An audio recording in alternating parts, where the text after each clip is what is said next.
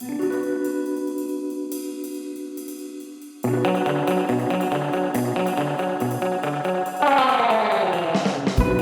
time for the Alien Conspiracy Podcast. We are your hosts, Agent ETA, Agent Kruger, and Agent Anderson. Come along as we examine UFO sightings, conspiracies, and all things strange. You can follow the show on Twitter at AlienConPod. We also have an email address, alienconpod@protonmail.com. We would love to hear from you. And don't forget to check us out on Discord, where you can interact with the hosts and listen to live shows. Links in the description. This week's episode, The Coral Castle. Ooh, Hail nice, to the nice. yeah, homeboy. Dude, Coral Castle is one of my favorite, like, modern day megalithic sites. I mean, it's one of the only ones, really out there, but it is on my bucket list as far as like places I eventually want to go visit, And this one's fun for me too, because it's one of the very few things we talk about on this show. It doesn't happen that often where we talk about something that you can go and visit yourself right here in the good old US of A. You know what I mean? Right? Yeah. I'm on the opposite end of the continental United States here, but I definitely plan, like I said, to go there eventually one day and visit. It's on my bucket list for sure, and it's not, it wouldn't be that hard to get to, so yeah, why the hell not? Yeah, especially you catch it was made in the 20th century too, Yeah, catch a flight in the down season, it probably wouldn't be too bad from here to Florida. Nah, it probably wouldn't be. You just have to, the humidity is something I wouldn't know how to deal with. I know heat, but I don't know heat with humidity that often. Yeah, there's two heats. There's dry heat and then there's wet heat, right? And then yeah. Well, I think you get used to it, Oh, absolutely. It's one of those things you just put up with, Yeah. But yeah, dude, the Coral Castle is an awesome freaking place. It's amazing what one man was able to accomplish. So, supposed to have been by himself, and it's amazing what he did. If you've seen pictures of this place, video footage of this place, to look at all these large stones and stuff that this guy moved and created this whole structure out of, it's almost unbelievable that one person, especially somebody who was actually the guy was a very small stature. I don't think I didn't write down on my notes how tall the guy was, but he was described as being a very small fella to begin with. So it's like, even that I would think hold you back a little bit, even though, we'll get into like the technology and stuff that, he was supposed to have used, but, it's an amazing structure. Even if it wasn't, built with, amazing, like high technology or what have you, like some people surmise, it's still freaking impressive. And I will get into that. I'm getting a little ahead of myself here. small body, big brain. Big brain, dude. Yeah, he's one of those big brain fellas. So the fellow we're talking about here is Edward Leedskalnin, Leedskalnin. That's a difficult for me to pronounce last name, but not the worst we've seen on this show. And yeah, right? Yeah. He's a Latvian immigrant. He immigrated to the United States in 1912, I believe, right? I didn't actually write down his exact What am I saying? His exact date of immigration. I just sort of wrote down the general's stuff. So if you got more details, I didn't write that down either, but I'm pretty sure. I'm pretty sure it was 1912. I remember reading that. All right. Well, if you got the deets, then go ahead, Agent ETA. Well, he was an individual that actually came from a family of stonemasons. And so it's no wonder why, he had some skills and, ability to move stone or even just to begin to quarry it. You know what I mean? Right. And the stone that he did quarry in Florida down there, very south, it was actually fossilized coral limestone. And so it's not the heaviest of materials, and it's actually easier to work with than like something like solid granite or something like that. Even though there are techniques to work with these substances, and make things easier on yourself. So that's the reason why he was skilled already when he got to the United States. So when it's been told that when he got to the United States, he worked like in the lumber industry up in like the Northwest of the United States, and that's where he learned a lot of his like skills when it comes to like working with like pulleys and stuff like that, and and like making tripods and stuff. Because he obviously there's a lot of pictures of like the tripods and like the pulley systems that he was using on the Coral Castle. And so he, shored up his skills even more working in those industries. And then he went on a mission to try to find the right kind of land. And just as everything with this guy's life, like the way he would describe stuff, he was always like kind of cloak and dagger about it. He never went into like really great detail. And you could tell, I mean, obviously the guy was a very extremely intelligent individual. I mean, just look at what he did. If you see any of these photos of the Coral Castle, I mean, it's quite obvious that the guy was extremely intelligent, damn near probably a genius, most likely probably some kind of a genius, But he was on a search for the right plot of land, and he would always say like he didn't know exactly what it was going to be, but he'd know it when he saw it. And so, I mean, there's a lot of these type of quotes from this guy, that is kind of very general, but he doesn't describe any kind of details. He's always kind of very secretive. You know what I mean? Right. So that kind of actually adds to the mystery of the whole situation also, but at any rate, he found the right plot of land, eventually. And one of the most amazing things, and we'll get more into this later also, but like, one of the things I find absolutely amazing is he basically built the Coral Castle twice. He had it on one plot of land, and he ended up moving it. Like I heard a couple different stories why he ended up moving it eventually. One of it was because like there was a group of thugs that like tried to rob him there. They thought that he was like, holding like he had like a big stash of money or something. But it's also described, I heard it described as basically like there was a lot of building in the area. The community was getting bigger. So he wanted to be, away from everything. So he moved it to a different spot about 10 miles away. And the amount of block that was in the Coral Castle, I've heard it described as being around 300 million pounds of block. So, I mean, if either way, however much it was, it's a lot of freaking damn block. And to move that 10 miles away. I can curl that. Oh, yeah. That's no big deal, bro. The total number I saw was... That's my morning workout. The total number I saw was 1,100 tons, but I don't know how accurate that is, so who knows. But any way you cut and slice it, it's a lot. It's a lot. Yeah. Yeah, it's a lot. Either way, there's no doubt about that. But I mean, yeah, dude, like this monument he made to his, all right, so anytime anybody would ever ask him, why are you doing this? Why are you building this? He would always say that he was building it for his Sweet 16, which I think it turns out, I read like an article that said when he was in Latvia, he got basically like stood up by a woman that he was supposed to marry like the day before their wedding. And some people think that that's what he's talking about, his Sweet 16 or whatever, but yeah. So there's actually a lot of different sucks. versions of this particular story if you look around. And one version says that he was rejected by his 16-year-old fiancée, Agnes Skavust, one day before the wedding. Yeah. Another version says that it was a completely different lady, and she was only a couple years younger than him, not 10. And her family demanded like 2,000 ruples or whatever, whatever their local currency is. I think it's, something like that. Whatever their currency is, it was way more than he had, so he couldn't actually pay it. So then the wedding didn't go off. There's other stories about him being involved with like the local anarchist party, or who knows. There's any number of shenanigans that he was reputed to be involved in, that he was fleeing from or escaping. But one theory is that he wasn't actually engaged. So the story is that he was engaged to a 16-year-old girl. We would call him a girl, but hey, maybe back then they were women. I don't know. Don't blame me. I'm just the messenger. But but some people say that he's actually was just obsessed with the number 16. And if you look around the Coral Castle, the number 16 pops up all over the place. For example, there are 16 stairs going up to the tower. Or if you look at there's like a picture with a sun with rays of light coming off of it, and there's 16 rays of light. So that number was significant to him in some way. So it could just be that was a story he made up.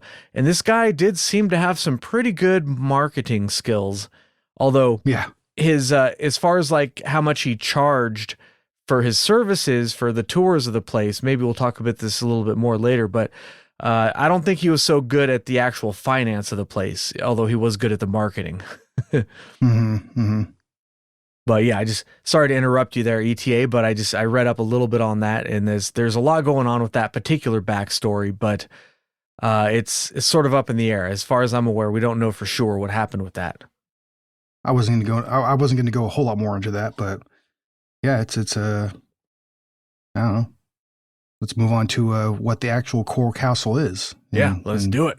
Okay, so one of the amazing things about the Coral Castle is it's obviously using very large blocks of fossilized coral, but it also, like, he doesn't use any mortar in between the blocks and stuff. They're just laid on top of each other, so they have, pretty decent fine tolerances, because they're able to mount directly to each other, what have you. And like I said, he did it by himself.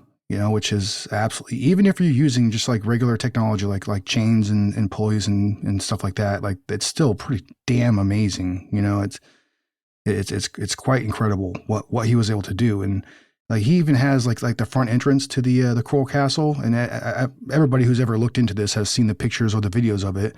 He had a very large stone doorway that was set up like on a wheel bearing, with a metal rod going through it, and like you can move it effortlessly. Like before it broke, actually, recently, I guess, sometime recently it broke, so it doesn't really work the way it used to.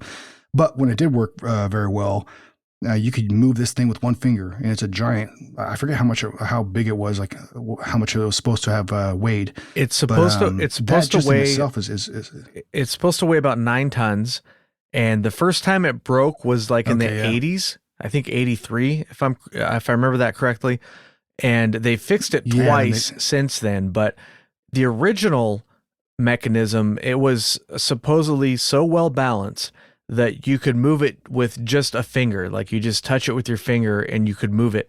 But people say that nowadays, even though it's been repaired, because like you were saying, he just used like an old truck bearing or something, and that rusted out, and they've replaced it a couple times now. And now, even though they've replaced it, it's still not as good as it used to be. Like, it's harder to push than it used to be. So whatever he did was, just using an old truck bearing, I guess, was way better than what they were able to figure out in more modern times, which is kind of surprising. Mm-hmm. Yeah, it is. And maybe it's not as balanced as it was before or what have you, but like, yeah, I mean, this guy like knew how to find, well, obviously one of the things that he did there in that door is he found like the absolute like center of balance of that piece of stone. And then he was, he worked off of that, so in order to have something that well balanced, you have to find the exact center of balance, so he obviously knew how to do that. Yeah, man. But I was thinking about that, and I saw a discussion where somebody's saying, all you have to do is find the center of balance. It's easy.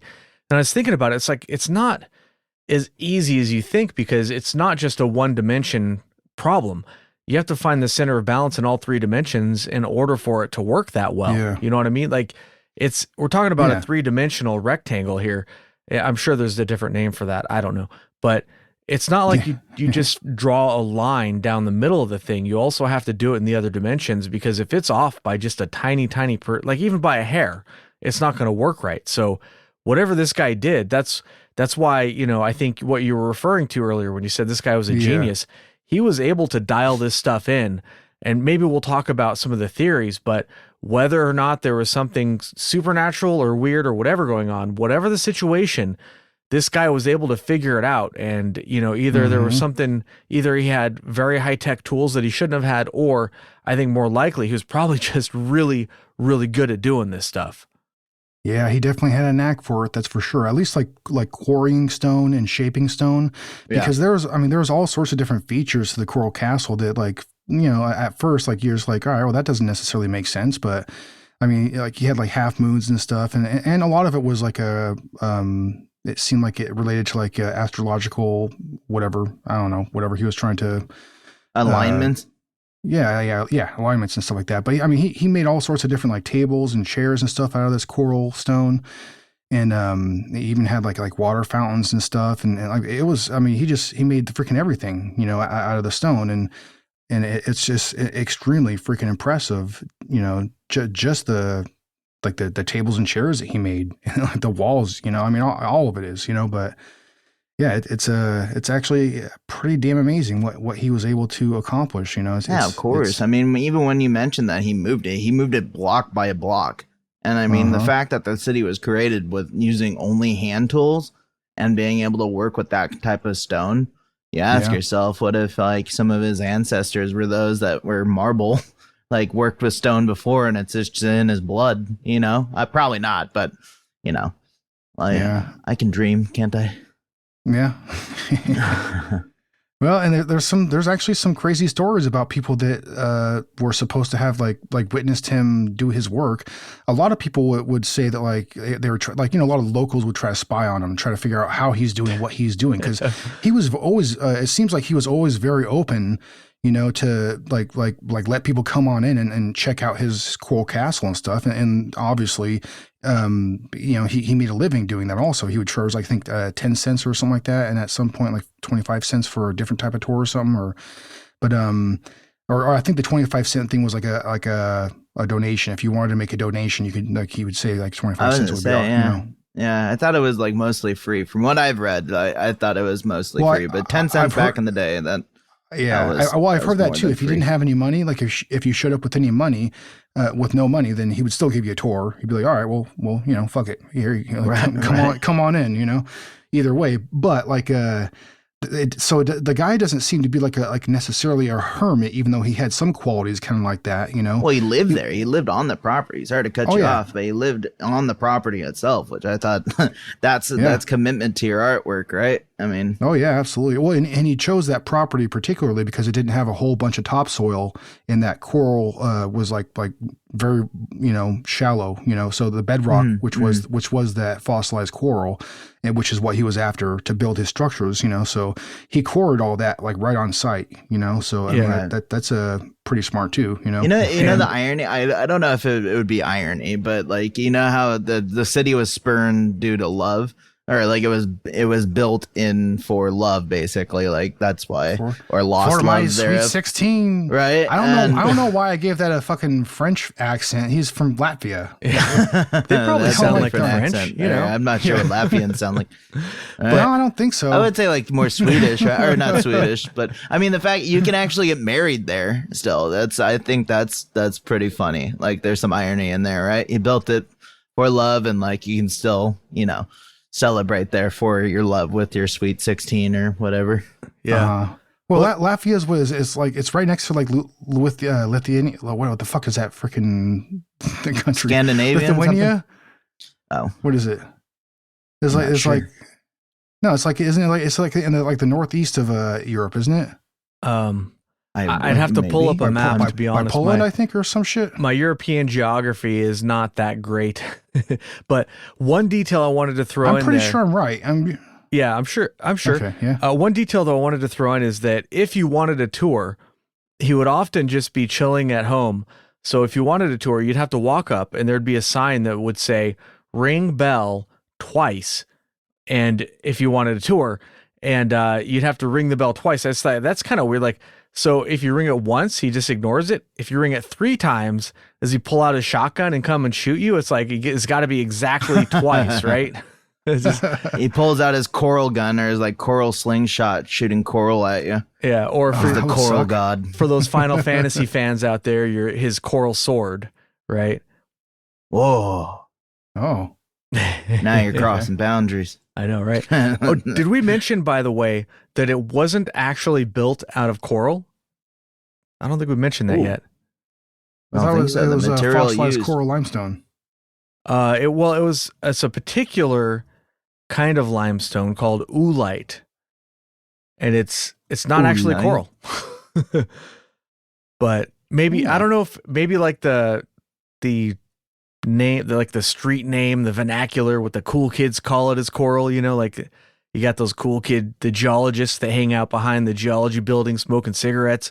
Maybe they call it coral, but well, he was smoking coral back in that day. I know, right?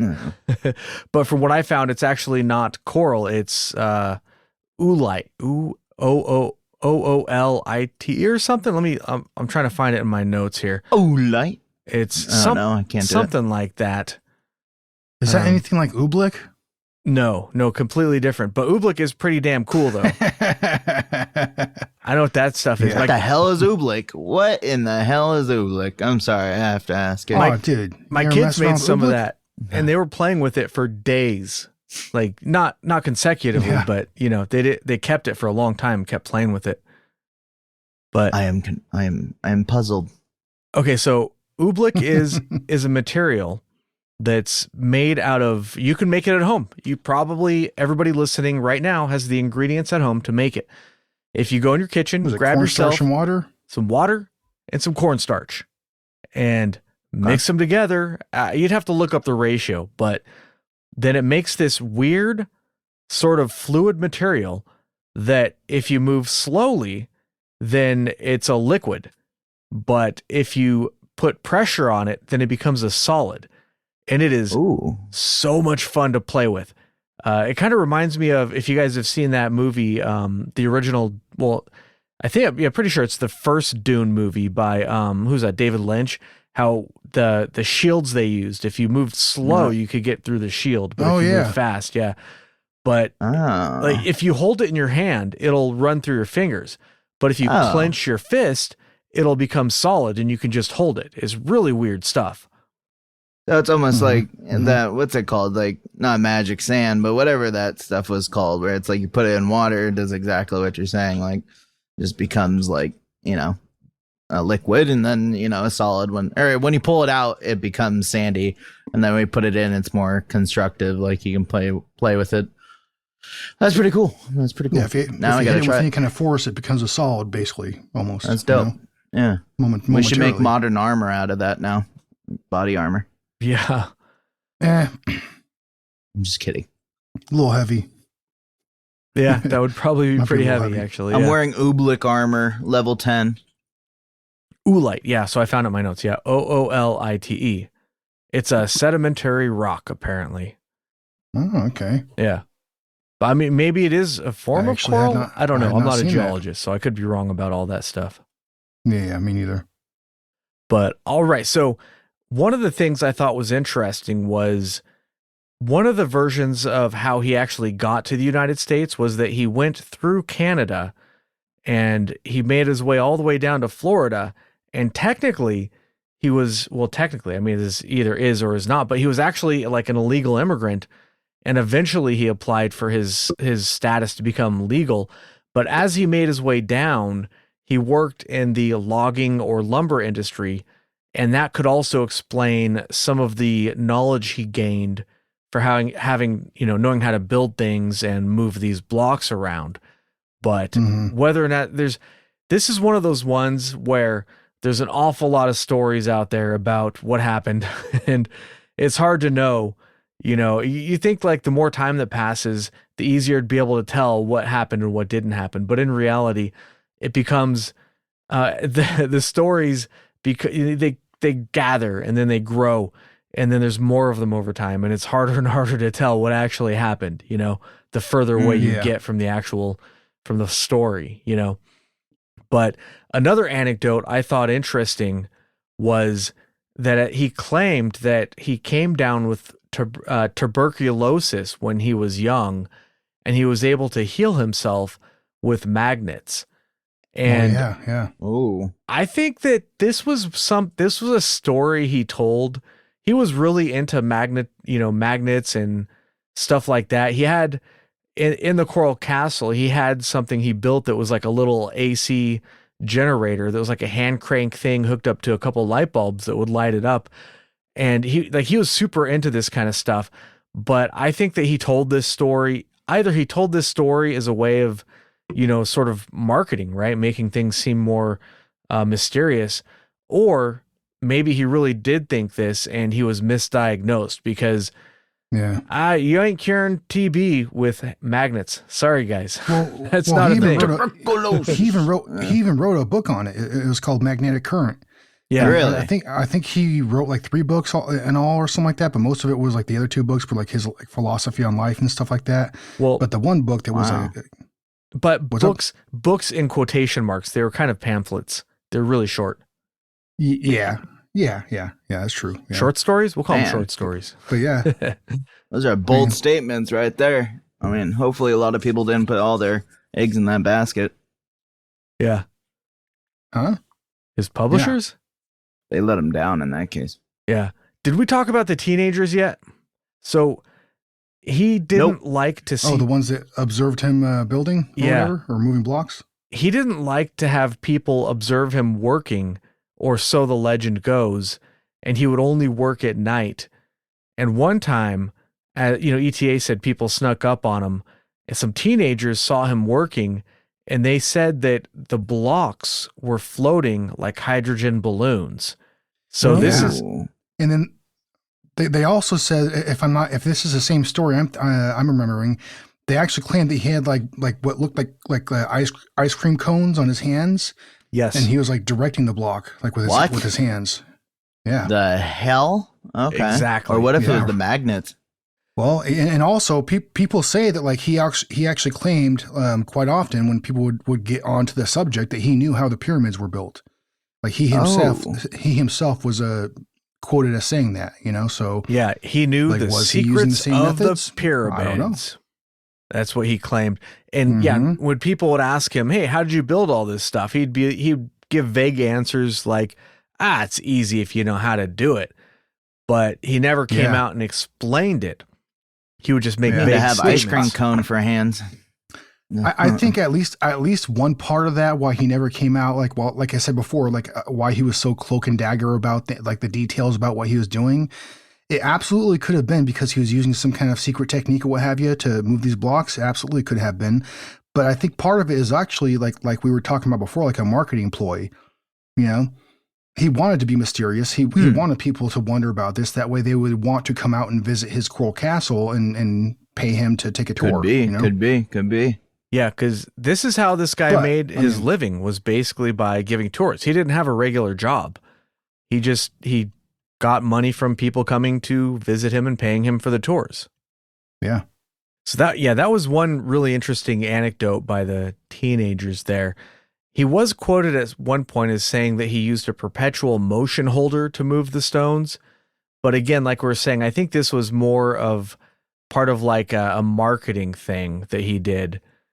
And when he moved from one part of Florida to the other, it was only 10 miles. And it took him about 3 years to move the castle from locations. We mentioned that earlier.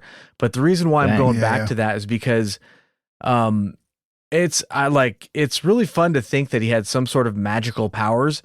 But if it took him 3 years to move everything 10 miles, I don't know. Maybe he was just using some regular stuff. Maybe it wasn't. Possibly, yeah. For these large blocks and stuff, like it would make sense. It would take you quite some time to move them all. I mean, that's an accomplishment in itself. You say only 10 miles, but for these large building blocks, like that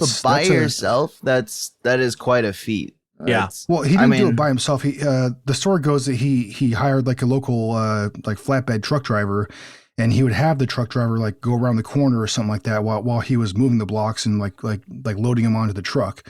Obviously, it'd usually be like one block at a time for the big ones, Right. And so he like the story goes that like he would load them very fast and it wouldn't take very much time at all.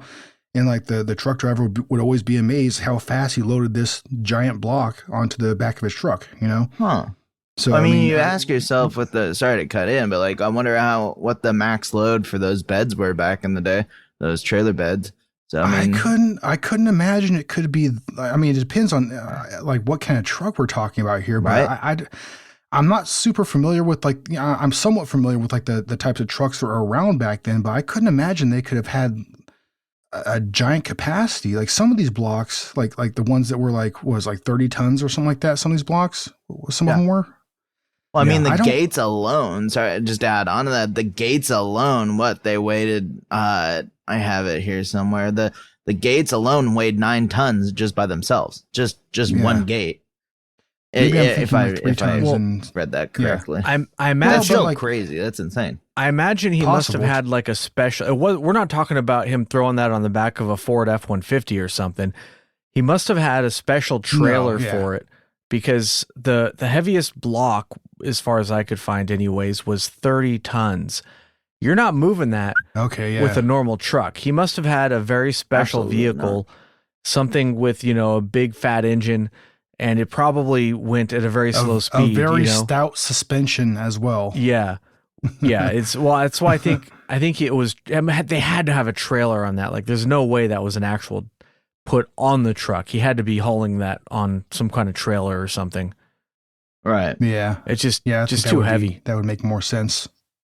Well, I mean, if it took them that long, the 3 years it took and whatnot, I mean, maybe it just like inch by inch with using a log pulley system where it's like, maybe there was, just how they say that the Stonehenge, or not Stonehenge, I apologize, but the stone heads and you know what I'm talking about? Those giant heads out in I'm totally failing here, but they said they transferred them through just like the log and pulleys, like just pulled them along the logs and stuff like that.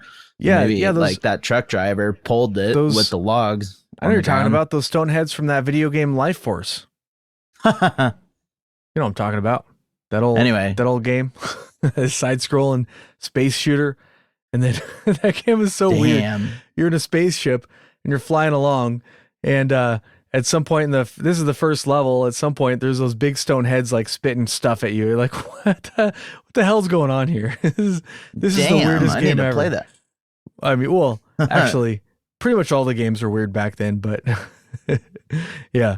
That sounds badass, though. I got to get that for my phone. Emulator. You're talking about the Easter Island games, right? Or games. The Easter Island. Thank you. Yeah. Yes. Easter Island heads. Yeah. Oh, yeah. And how they transported those was just like, cutting down the trees and then like pulling them on top of them and rolling them, which is, you can, and people still do that today with like certain heavy objects when it comes to shipping containers on like land and stuff that they don't have many resources at their disposal, like heavy trucks and like truck beds and stuff like that. So I can imagine him throwing down those logs or whatever, and then like, transporting them with the help of his truck buddy. So, I mean, that's could be a possibility, but still, that's still quite a feat to do with like the limited resources at his disposal. So that's pretty cool. Well, the majority of the equipment that he used is still on site there, because like nowadays it's considered like an actual museum, and they call it a museum, the Coral Castle Museum, and a lot of the equipment that he used is still on site there. Some of it's gone, but most of it's still there, and most of the equipment is pretty. You could call it somewhat primitive. But he did have very large, like block and tackles, like these pulley systems with very beefy chains and stuff. And he would like double them up and triple them up. And there's pictures of that when he has like a tripod set up with like multiple, pulleys like set up, towards the top and stuff. And obviously the more mechanical advantage that you're using, the more weight you can pull. It's just the tripod has to be able to handle that weight too, right? So the whole structure has to be able to handle the force of whatever weight you're trying to pull or move. But I mean, he obviously was very experienced in that. He knew what the heck he was doing when it comes to that kind of stuff, because it's on site. You can see pictures of it. There's actually a videotape of him doing this, but like some of the videotape and the pictures don't really tell you a whole lot because the block is already quarried, and like there's not a whole lot of evidence like to prove like how he actually quarried the stuff and like how he did it himself, and it seems like he did it easily. It's kind of one of those things that's one of the big questions that people have, is like, how the hell did he do some of this stuff as fast as he did and as efficiently as he did by himself? And, I mean, like I said before, the guy must have been an absolute genius just in like quarrying block and like as far as like being a mason goes. You know what I mean? The guy must have just took into this stuff like naturally. He was born to do it. You know what I mean? But yeah. By the way, some of the weirder stuff like involving like by the way, I really like that truck buddies. That sounds like like if the Hell's Angels have like an opposite, like an alternate dimension, but they're like good guys, and instead of motorcycles, it's trucks. It's gonna be the truck buddies. That's from the evil dimension. That's what the Hell's Angels are in the evil dimension. They're the truck buddies. But yeah, so nice. Ed there worked on the Coral Castle pretty much off and on pretty much his whole life until he passed away at the age of 64. And at that time, I think, what was that, 1951, I think? When he passed away, he didn't have a will or anything. So the castle or the land passed to his closest living relative, which was a nephew in Michigan named Harry. Now, maybe that's just a coincidence, but maybe it was the infamous Harry Potter. No, wait, that's stupid. I'm gonna edit that out. That was dumb. Harry. So, it was sort of hard to track the lineage of what happened to there's different stories about this. It sold it to this, they sold it to that, whatever. But at some point, it ended up in the hands of a commercial company who are running it as a tourist operation.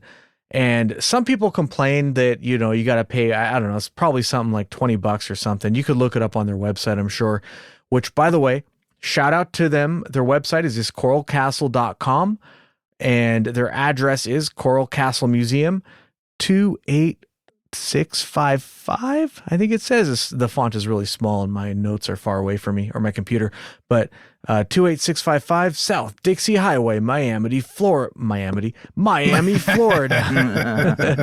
33033. And their phone number is 305-248-6345. If anybody's interested in checking it out themselves, huge shout out to them.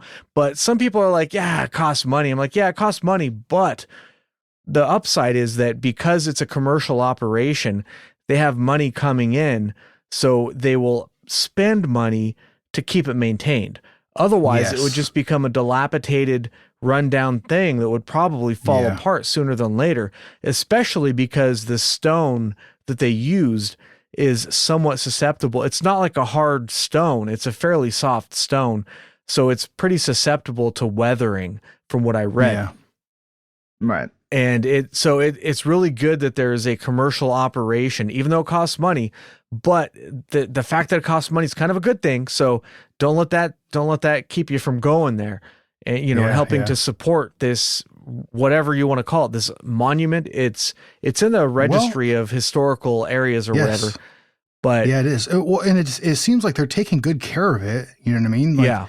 Like it's they're not changing anything about it. You know what I mean? They're not like making it into something that it's not, which happens every once in a while with I mean, I wanted to say stuff like this, but this is really the only site like it. Like it's a unique site. It is one of a kind, one of one. You know what I mean? Yeah.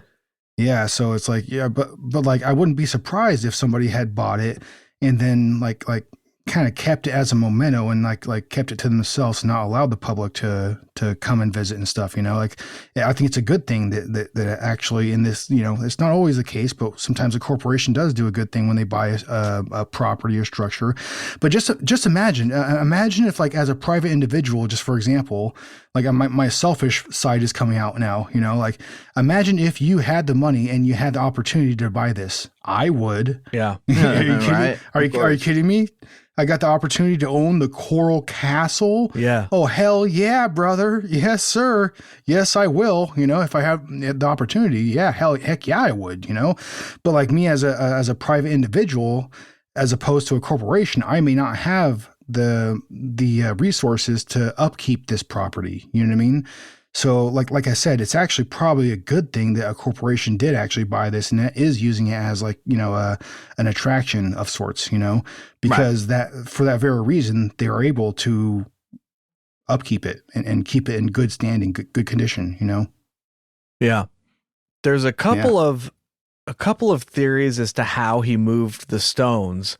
And one of them is that he used some sort of sonic levitation to move the stones. And this is a really interesting idea because sonic levitation is a real thing. You can look up videos and whatever, and it is possible, but it's sort of hard to imagine him doing that to like a 30-ton block, especially when he was building this thing, from in the 1930s and 40s, throughout it. I mean, I'm a little skeptical on that one, but it's a really fun idea that, and another idea of how he did it was some sort of magnetic levitation because he was so into magnetism. And you could find pictures of like his structures and stuff and, weird things on there. And people will say, oh, this is, how he did it. And this proves that it was magnetic levitation and all this stuff. But unfortunately, when I was researching this, I did find a video. Somebody made a really short documentary about him building stuff, and we have actual video of how he did it. So the mystery has been solved. Actually, there really is no mystery for the Coral Castle. You can find videos of how he did this. He basically would quarry the stuff, as we were talking about earlier. The stones themselves were quarried on site, and for the second castle. So he moved the first castle, which I don't know. Did we say the first castle he named it Ed's Place? Which simple but eloquent. You could do better than that. Come on, why don't we brainstorm some names here? You know what I mean? Like just Ed's Place. Come on, man. Keep it simple, stupid. If you're gonna name it, if you're gonna name it Ed's Place, you better have a pool table. You better have a bar serving beer, and maybe some TVs playing sports. Right. You know what I mean? Right. You better have a good bar. He followed the dots method and is don't overthink shit. So that's what exactly. Followed that to a the T. second spot was named Rock Gate. Yes. Right? Before it was named Coral Castle. Yeah. So Coral Castle, he did not call it Coral Castle. That was a more recent invention, and it was probably more of a marketing thing because it's not actually built out of coral. But Coral Castle is a much better game than Rock Game. Damn. A game. No, Coral Castle is a much better name than Rock Gate or, Ed's Place or whatever. The second location was actually sort of on the quarry, and the stuff was on the land. So when he quarried something, he didn't have to move it very far, a few feet or whatever. So what he would do is he would use a big giant tripod and basically a pulley system. It was like a chain pulley, and he would use that to raise the blocks up from the quarry. And to quarry it, because the stone was so soft, they think he used sort of like a cutting chain, sort of like from a chainsaw, but more for rock. And that would allow him to get the really precise cuts that we talked about earlier, where, these blocks are so precise that he didn't use mortar to hold everything together. It's just gravity. And the cuts are so clean that, light doesn't shine through them. So it was, it was very precise, but he was also probably a very talented guy. But anyways, we have video showing him lifting these blocks out of the quarry, and then after using that big tripod to lift it up, using basically, a chain pulley that you could pull it with your hands. Now there are some people who there's some evidence that he used like an electric motor to help him, which would, make sense because you're basically talking about like gear reductions or whatever. If you're lifting something that's 30 tons, you're going to need a lot of chain, and it's going to take you a long time to pull that thing up. So he probably used some sort of electricity and an electric motor to help him along the way. But either way, it appears that he used a tripod, basically a pulley, and then when he got it up, he would use sort of like a ratchet, like a chain ratchet on rollers to move it to where it needed to go, and then use a pulley again to lift it up into place. And that appears to be the case. It's unfortunate because I do like things that are mysterious, but how he built it seems to be completely solved, unfortunately. Yeah. And I say unfortunately because, like I said, I like mysterious things, but on the other hand, sometimes it is fun to solve the mystery and say, oh, that's how he did it. Like after all these years, nobody bothered to check this video, and we finally found this video that somebody pointed out, and if you watch certain YouTube videos or like Ancient Aliens or something, they'll talk about the case and they'll pretend like this video doesn't exist. Maybe they don't know about it. Maybe they're ignoring it for a better story. and then they'll talk about the more sensational aspects, which, to be honest, are quite a lot of fun. But for me personally, there's enough weird stuff out there. We don't have to invent weird stuff, Right. The Coral Castle is impressive enough on its own. And I think that, even though Ed himself probably would have been all over, if somebody said he had a magnetic levitating device, he would have said, yep, that's exactly how I did it. He probably would have been on board with that. But I think, in hindsight, we got to give the guy the credit he deserves for building this fantastic monument or monolith. Absolutely. I don't know what you'd call it, but man, this thing Maybe is a badass. monument. He did this Absolutely. single-handed, all by himself. It's incredible. I feel like there's a missed opportunity to remake the Flintstone live action movie here. Like, Yeah. I'm just gonna say it right now. right? It's a yabba dabba do of a time. Yeah. Hell freaking yeah. That was if Fred Flintstone was somehow immortal, this is how he would spend his time in the early 20th century, right? Absolutely. Building the Coral Castle. That's hilarious. Yeah. Yeah, and there's so many interesting structures on this. We can't really do them justice by talking about them, in a podcast because, we're not doing photos. Although I definitely do want to get into doing a video format, and I'm sort of reading up on that a little bit. And I actually had somebody who said they want to do some video editing for us, so maybe that'll happen. I'm not sure. But for now it's audio only, but he did make a lot of different structures that we mentioned some of them earlier, but his walls, he made like 8-foot tall walls built out of blocks. He put carvings on some of the stuff. He made furniture like chairs. He made tables. You know what? Rocking chairs. What's I up? can tell you one thing. What's as far as video format goes, Yeah. you don't want to see me right now. I am butt naked in a 98-degree room and sweating my ass off. Joke's on you. Hey, Would No not pay be money. would not be a good situation. I don't want to show that to anybody. there's something. Hey, there's So you're something for recreating everybody. the scene I from Ace guarantee you, Ventura. there's somebody out there who wants to see that ETA.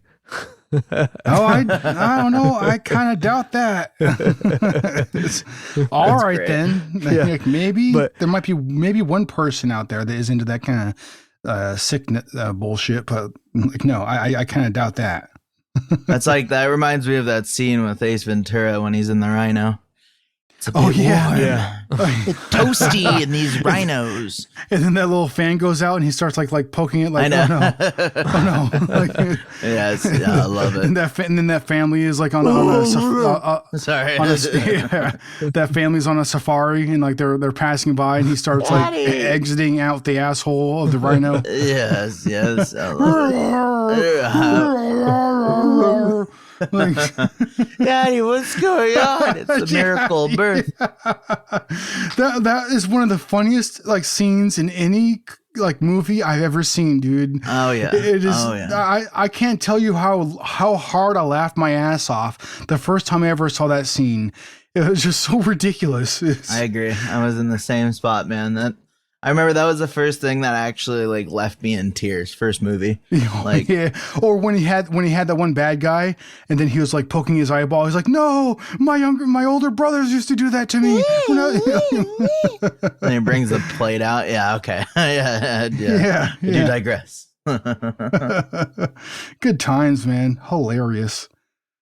But not necessarily related to the Coral Castle. Speaking of that, my favorite scene from the Ace Ventura movies is that opening scene from the first one where he's delivering a package. He's like an undercover package delivery guy. Because, dude, Oh yeah. I've gotten packages from UPS that looked like that. I was like, dude, Oh, yeah. Really? did Ace Ventura deliver this crap? I mean, what the hell's going on? How is it Absolutely. possible to smash a package Yeah. that much? Like, I don't know what it is. All the corners are smashed I get- in. Like the box no longer represents like a square or anything like that. Yeah. Like it's, I get stuff delivered by FedEx or FedEx by the post office or whatever. It's fine. But when UPS delivers something, I'm like, oh shit, is that my only delivery choice? All right, fuck, here we go. Probably gonna have to return this, but let's give it a shot. They're the worst. Yeah. I don't know how they're still in business. That's how bad they are. I avoid, if I have to pay extra money to not get UPS, I do it because it takes so much time and effort to return stuff.